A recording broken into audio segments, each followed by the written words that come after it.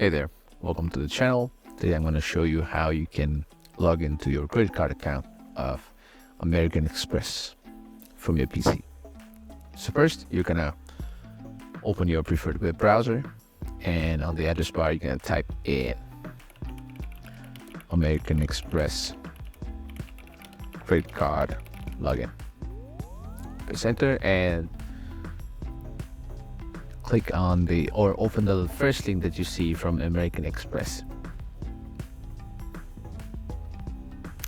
Once the page loads, you're gonna see this form kind of thing. You're gonna enter your user ID. This is just a random numbers that I type, and you're gonna enter your password and what kind of account is it. It's a cards and banking, of course, for credit cards. And you're gonna hit login.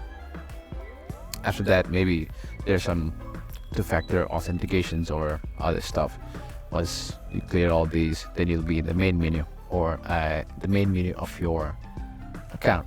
There you can check how much credit that you have accumulated over a time, over a week or over a month. Then you can schedule a payment or make a payment and do other stuff. If this content helped you, make sure you like, share, and subscribe to the channel. Thank you.